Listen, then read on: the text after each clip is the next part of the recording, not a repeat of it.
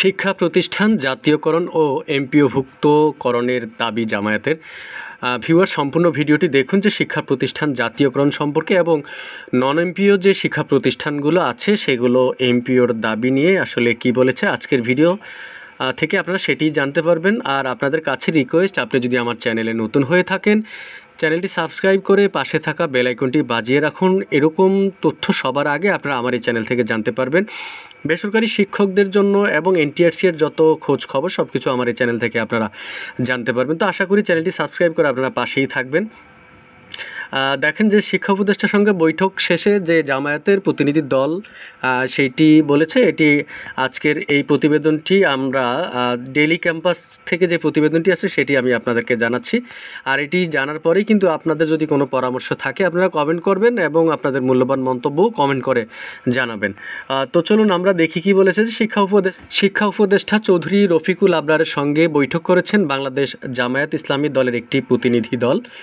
এর নেতৃত্বে ছিলেন দলের কেন্দ্রীয় নায়েব আমির অধ্যাপক মফিজুর রহমান। সোমবার 4 আগস্ট সচিবালয়ে অনুষ্ঠিত এই বৈঠকে শিক্ষা প্রতিষ্ঠান জাতীয়করণ ও এমপিওভুক্তকরণ সহ বেশ কিছু দাবি জানিয়েছেন তারা। বৈঠক শেষে অধ্যাপক মফিজুর রহমান বলেন, শিক্ষা উপদেষ্টার সঙ্গে প্রায় 1 ঘন্টা বৈঠক করেছি, যা অত্যন্ত ফলপ্রসূ হয়েছে। আমাদের প্রথম দাবি ছিল দেশের শিক্ষা প্রতিষ্ঠান ও শিক্ষকদের জাতীয়করণ। কারণ জাতি গঠনের মেরুদণ্ড যদি শিক্ষা হয় তবে শিক্ষার মেরুদণ্ড হলেন শিক্ষকরা। শিক্ষকরা যদি দুর্বল থাকেন তাহলে জাতীয় গঠিত হতে পারে না। তিনি বলেন, আমাদের দ্বিতীয় দাবি নন এমপিও শিক্ষকদের দ্রুত এমপিওভুক্ত করা।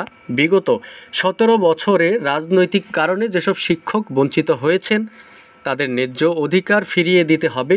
অবসরে যাওয়া শিক্ষকদের অবসর ভাতা ও দ্রুত সময়ের মধ্যে দেওয়ার ব্যবস্থা করতে হবে। স্বতন্ত্র ইবতদায়ী মাদ্রাসার শিক্ষকদের এমপিওভুক্ত করার দাবি জানানো হয় বৈঠকে। এছাড়াও সিলেবাস প্রণয়নের যে বিষয়ে একটি প্রস্তাব উপস্থাপন করা হয়, যেখানে দেশের সব ধরনের শিক্ষা প্রতিষ্ঠান থেকে প্রতিনিধি নিয়ে একটি কমিটি গঠন করে জনগণের প্রত্যাশা অনুযায়ী সিলেবাস প্রণয়নের আহ্বান জানানো হয়। তিনি আরও বলেন, শিক্ষা উপদেষ্টা বিষয়টি মন দিয়ে শুনেছেন এবং আগামীতে দেখবেন বলে জানিয়েছেন। আমরা আশাবাদী আমাদের এই কথার মাধ্যমে গোটা দেশ ও জাতির প্রতিফলন হবে। আগামী দিনের বাংলাদেশ একটি সুন্দর রাষ্ট্রে পরিণত হবে এবং শিক্ষা ব্যবস্থা ইসলামিককরণের মাধ্যমে যাতে দেশের ঈমান আকিদা অনুযায়ী শিক্ষা ব্যবস্থা গড়ে ওঠে। সৎ এবং আলোকিত মানুষ গড়ার যে শিক্ষা ব্যবস্থা, এই ব্যবস্থা প্রণয়নের জন্য আমরা বলেছি, তারা দেখবেন বলে কথা দিয়েছেন। শুভেচ্ছা করা হবে।